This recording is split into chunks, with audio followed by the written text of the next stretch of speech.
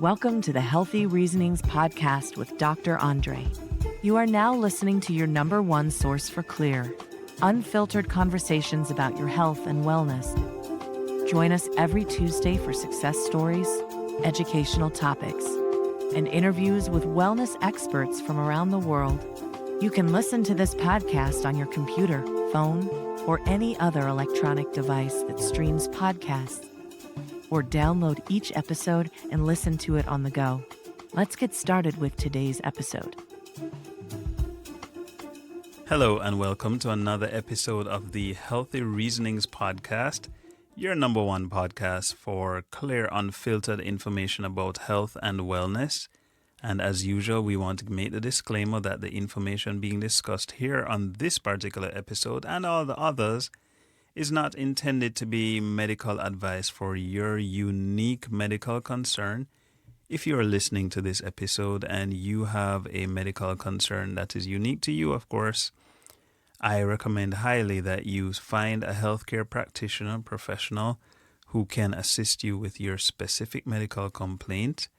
This here is supposed to represent general knowledge and food for thought, sometimes quite literally, to help you to navigate the health and wellness space a little bit better. So we've gotten that out of the way. And today I want to talk about some of my unique experiences that I've had with breast cancer in particular. Patients who have breast cancer, who have sought my attention, who have asked me for advice. And from time to time, I face some very difficult situations that require some amount of moral and ethical and several other tools to navigate carefully, because I want to do the best for the patient. That's my commitment to my patients at all times, that I want to make the best possible recommendation that I am aware of, whether that recommendation be for conventional, so-called conventional treatment, or it could be for so-called holistic treatment, or it could be integrating both, the best of both worlds. Whatever the case may be, it's not always easy to advise a patient who has developed breast cancer on how best to navigate. So I'm going to share with you some of the unique situations that I face quite commonly. And yeah, it's going to be good for you to hear, because you may have a family member or a friend in a similar situation, or you may not have that situation dealing with now, but at some point you might. And you might be able to direct the person to listen to this episode or to share with them what you've learned. So Healthy Reasoners, let's get ready to talk a little bit about unique scenarios I have faced with patients with breast cancer. Before we do that, let's take a quick break early on so that we can get some of the discussions going a little bit longer than they normally would. So let's get our first break out of the way early. Let's go. In a world that moves too fast, it's easy to lose touch with what truly matters, your well-being. At Teshuva Wellness, we believe in a return to balance, to healing, to your best self. Our holistic approaches nurture not just your body, but also your soul. Whether you're seeking peace, energy, or a deeper connection, we're here to guide you every step of the way. Our medical experts specialize in holistic treatments for chronic diseases, ranging from autoimmune illnesses to cancer. Our treatments are safe, non-toxic, and effective. Because at Teshuva Wellness, your journey to wellness is our greatest commitment. Visit our website today at teshuvawellnessjae.com or call 1-876-787-8197. That's 1-876-787-8197. Teshuva Wellness. Return to health. Return to your best self.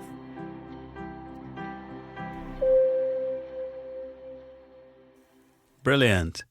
So we're back. As usual, I like saying we're back. And here's one of the number one things I want to paint this picture. Let's say that there is a river that you love to visit. In Jamaica, we have a very popular river called Dunn's River. and it has a very popular waterfall associated, and we call the whole attraction Dunn's River Falls.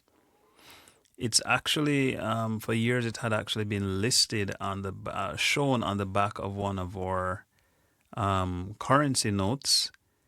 Come to think of it, I need to check if it still is, because we recently had a revamp of our currency. I need to check if it's still featured. Somebody who knows, just send me a comment and let me know. Is Dunn's River Falls still on the back of the money?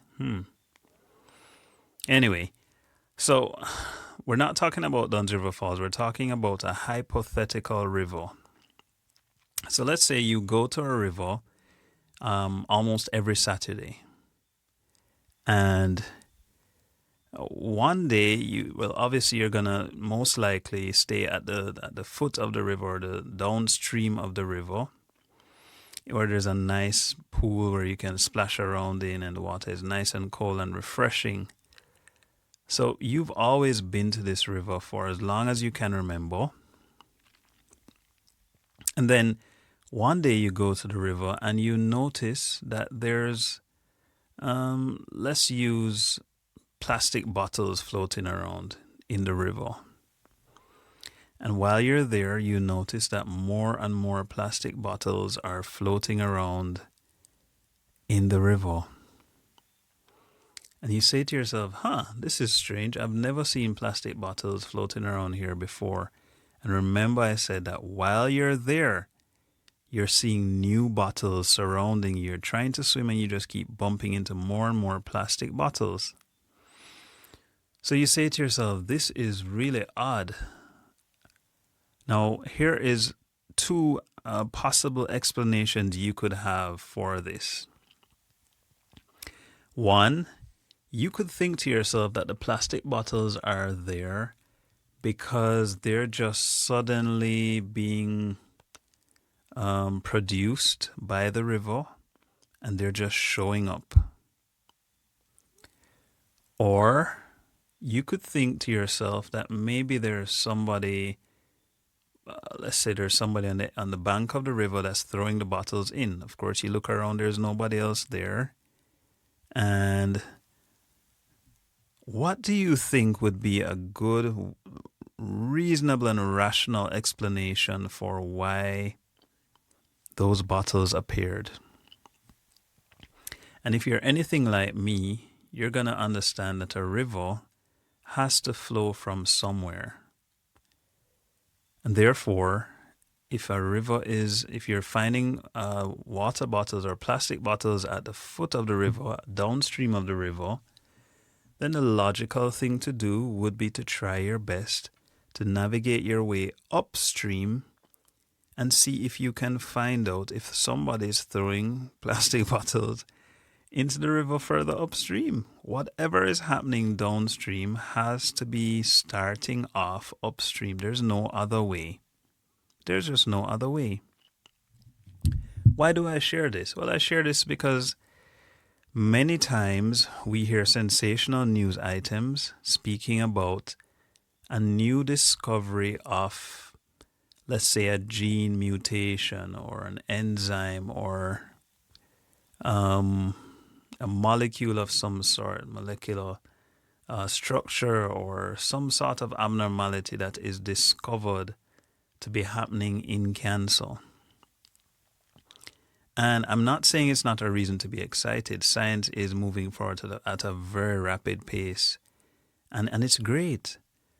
But the problem I have is that many times we focus so much on the fact that there's these mutations, which in my analogy would have been the bottles floating around, that I think as scientists, we forget to look upstream and say, okay, fine.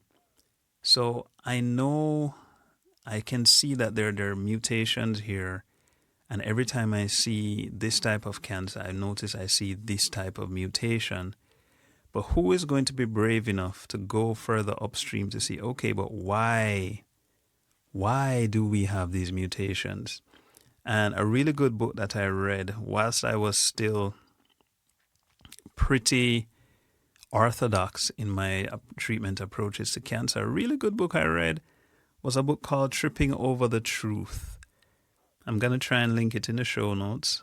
And it tells a very carefully designed but accurate and factual story about the history of cancer treatment, where our ideas have originated, and most importantly, how two things can be true at the same time. One, we can see mutations. Everybody knows about a very popular actress, for example, who decided to have a double mastectomy because she found out she had a specific mutation. And that's cool. But at the same time, we can also accept that the mutations could be a sequel, or they could be sequelae or consequences of something else happening. And in fact, the Tripping Over the Truth book makes a very convincing case for the fact that cancer might not even be a so-called genetic disease, but rather a metabolic disease. Meaning, could it be that the genetic mutations that we see so often in cancer are actually not the cause of cancer, but they're just a feature that accompanies the development of the disease? I'm hoping that we can have one of the most popular and credible and accomplished contributors to this theory, the metabolic theory of cancer, on in short order.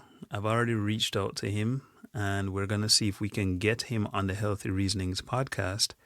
But I wanted to spark just spark something amidst your discussions as healthy reasoners. Let's see how we can think a little bit further outside the box than even we're going pretty radical with that right there. But it's not far-fetched. It's not far-fetched. And so we've spoken about several different things that contribute to cancer. For example, emotions. All right? And this is where we segue now into some tough situations that I face as an oncologist, and I know my colleagues as conventional oncologists face it as well. And even recently, I've had a couple of these situations pop up. So here's the first scenario. The first scenario is I meet a young lady. Let's say she's in her late 20s to like early 40s, somewhere in that range. And the story usually goes like this. Hey, doc, I have been recently diagnosed with a breast lump. I went to the doctor and they did a biopsy, meaning they took a small piece of the lump and took it to the lab, tested it, looked at it under the microscope, and the results confirmed that it is in fact breast cancer. However, I do not want to do surgery because I believe that surgery is going to be harmful to my body. Or sometimes the young lady will say, well, let's start there. So I don't want to do surgery because I believe that it's going to be harmful to my body.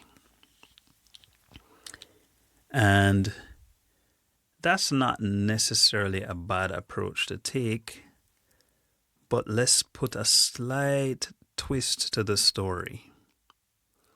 Let's say this young lady, I say to her, so tell me something, could you share with me a little bit about the size of this lump? And she says, well, doc, it's actually, at the moment, it's about the size of, let's say, an orange. And I want you to picture an orange or perhaps a small lemon. And imagine that size. And I'll say something to her like, how quickly is it growing? And the young lady says, well, doc, a month ago, it was actually the size of a cherry. And just in the space of a month, it has grown from the size of a cherry to the size of an orange or a small lemon. And I'll say to her, well, that's actually not not the best of signs, because it means that whatever is going on here, regardless of the cause, is moving pretty quickly. And then she'll say, well, doc, to make matters even worse, I didn't want to do the surgery when it was the size of a cherry. And now that it is the size of a lime, the doctors are concerned about removing it at this size. And I can totally understand the emotions of this young lady. And I totally understand why the patient would come to me and say, hey, I've heard that you're holistic. I've heard that you're integrative. I've heard that you can help me to identify the cause of the cancer. And so I want to come to you because I don't want to hear what the so-called conventional docs have to say. And the assumption usually is that Dr. Andre is anti, say, for example, surgery, or in the case of a young lady with such a large mass, what the doctors would often say to her is, listen, we actually don't want to cut this mass now, because if we do, we may not have enough skin left to cover the wound that we create. And so actually, we would love for you to do some chemotherapy first to shrink this mass, to make it easier for us to remove it, or to do some surgery on the breast. And that just makes things even worse, because of course, the young lady didn't want to do surgery to begin with. And in most cases, she definitely doesn't want to do chemotherapy. Now imagine the delicate response that I have to give such a young lady, because listen, she comes on the Zoom meet or to my office because she is convinced that, of course, I'm going to say, oh no, surgery is bad. Chemotherapy is bad. Don't do any of these things. I have a solution for you that does not involve either of those, and you're going to be fine. But here's a challenge. The challenge is that as far as I know, I'm not stupid. And remember, I said to you earlier that my commitment to my clients is to give the best possible recommendation that I'm aware of. And naturally, my recommendation is intended to help the patient heal, and also to obviously extend their life to the degree that I can, not being God, but to help them to extend their life. So how do we approach a difficult situation like this? Because we don't want to crush the spirit of this patient, but at the same time, I recognize, having been trained completely in oncology to begin with, and also having been trained in naturopathic or holistic approaches, I recognize that we need to find a way to take the best of both worlds to help this patient.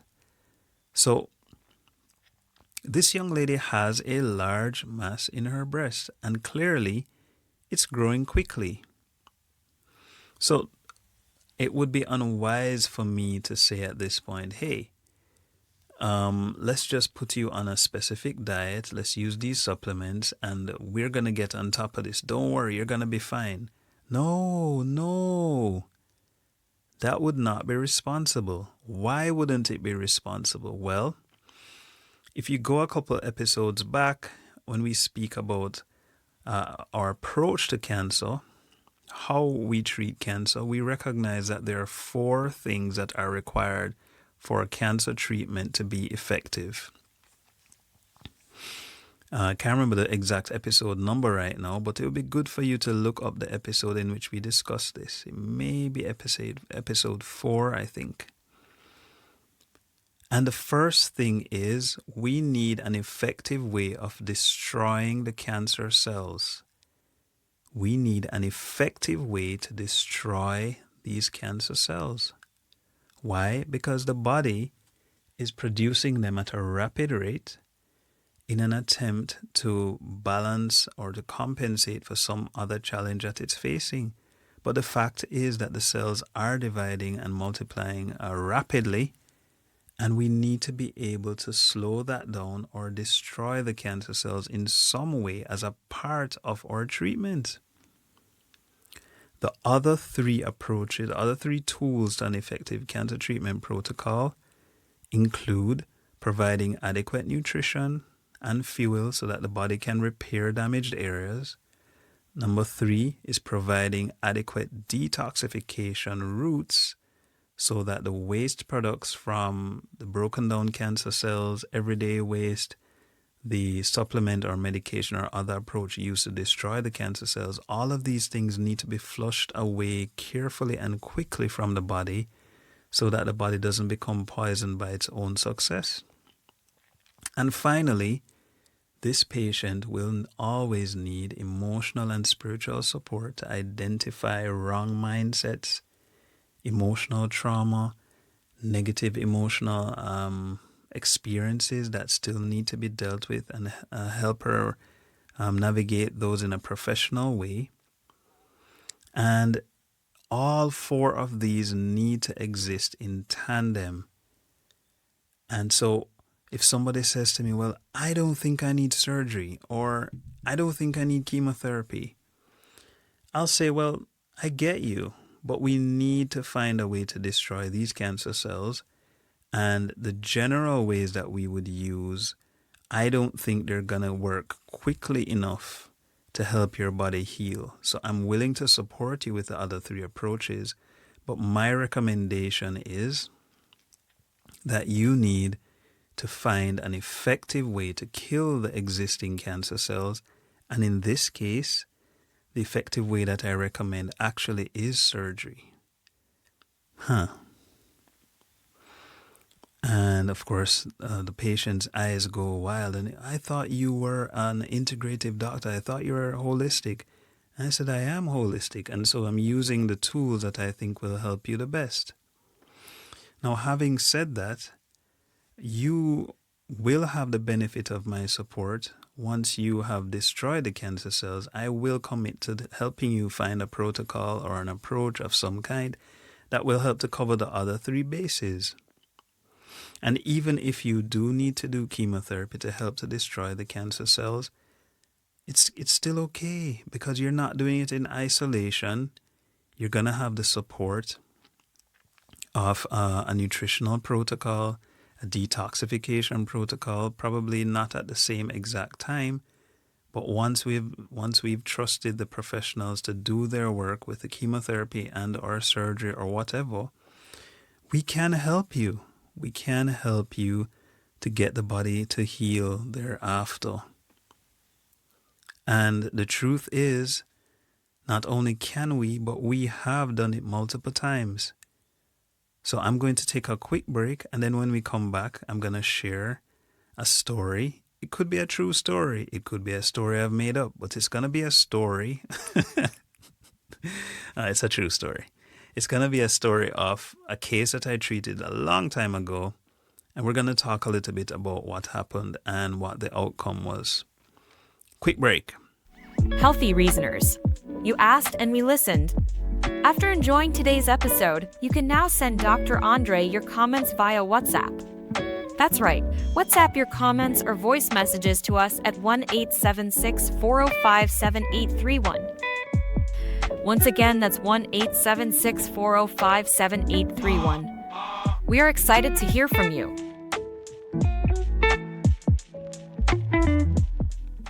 And we're back. And I promised you a true story. This story could have taken place anytime from 8 years ago to maybe it was even last week. Who knows? It doesn't really matter. The point is, it's an anonymous story. And the only thing I'm going to tell you about the patient is that it was a woman who had breast cancer. In this particular case, by the time this patient reached out to me, the cancer had already spread quite to several places across the body, And one of the places it spread to was the bone. This was very concerning for her doctors, and of course concerning for her.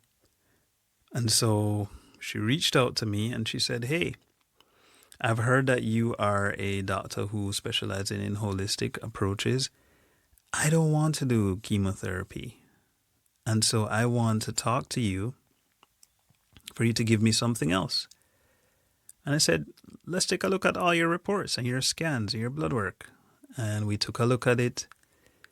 And then I said, "All right, let's talk a little bit about you." We spent about 45 minutes talking about her. She told me a little bit about herself. And over the years, I have, thanks be to God, I've gotten reasonably good at identifying which of the contributors to cancer is likely to be more impactful in a particular patient. And so in this particular patient, I said, "Hey, you know what? I think that you have iodine deficiency."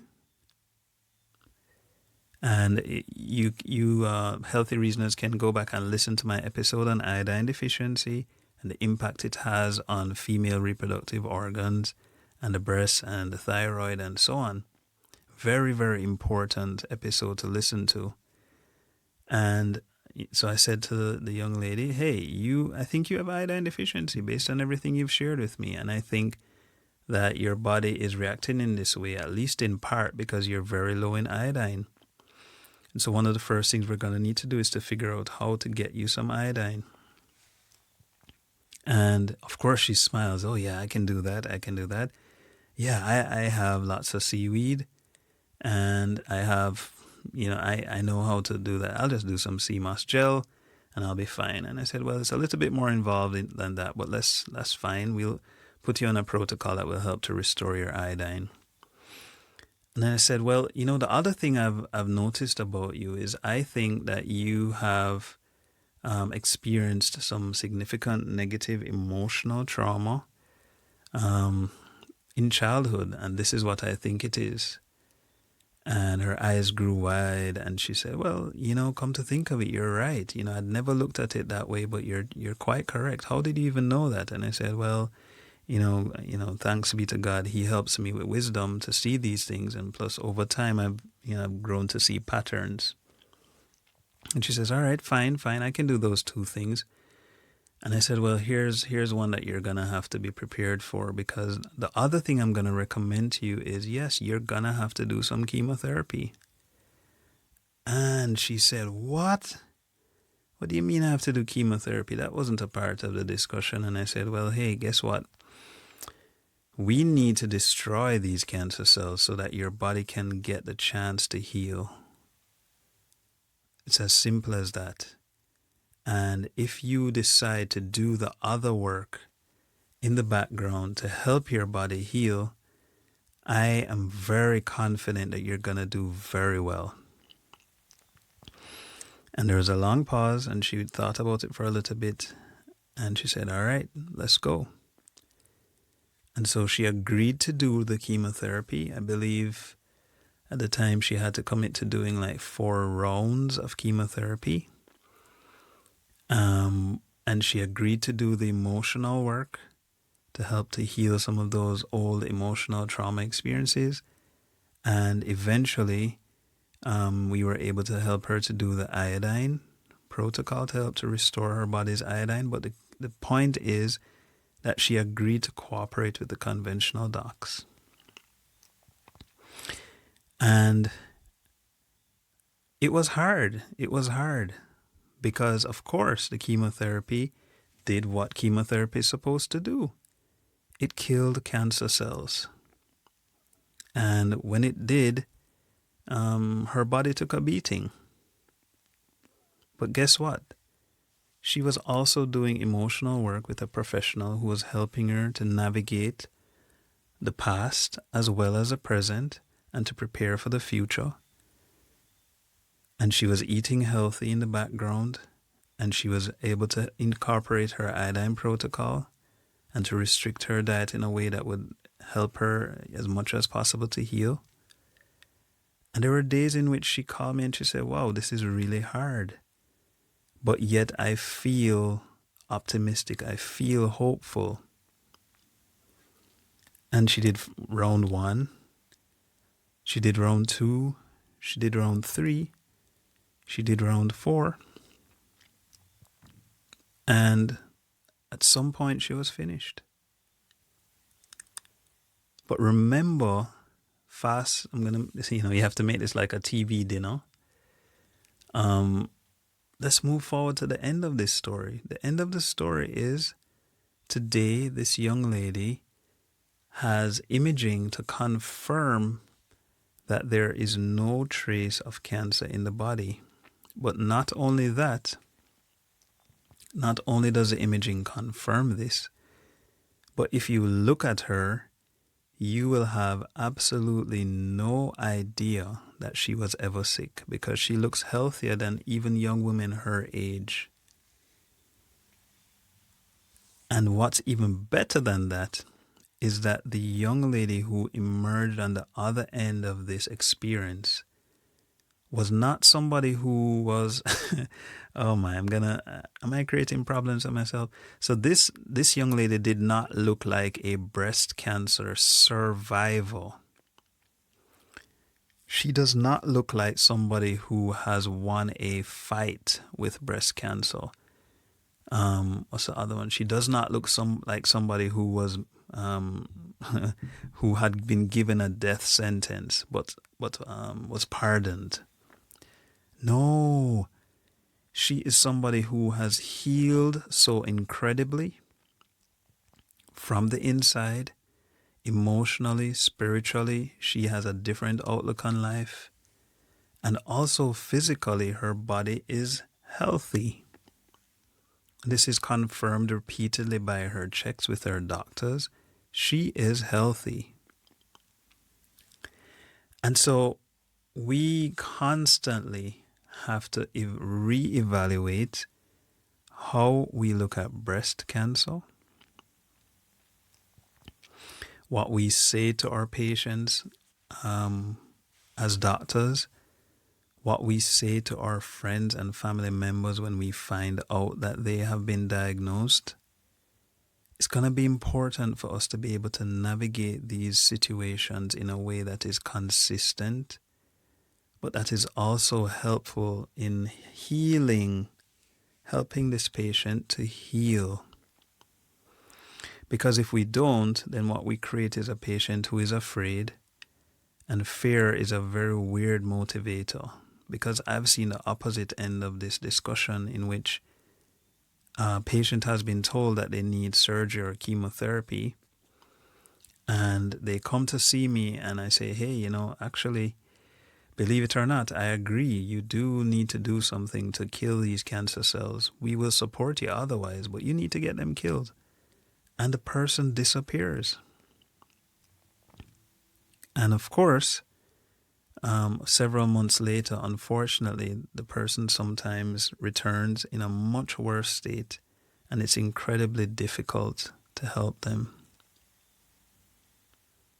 So, what am I saying here? I'm saying that there are ways to navigate these difficult situations when patients have these difficult diagnoses.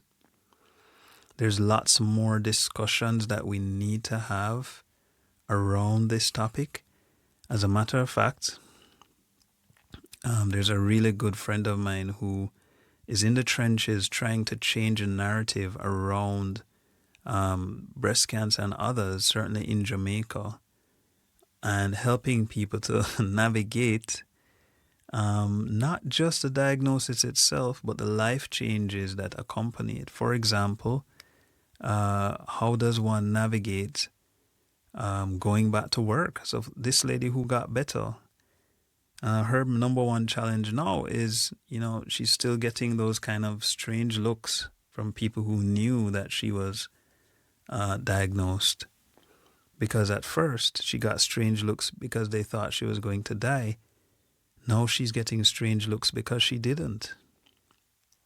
And that's something that's awkward to navigate either way.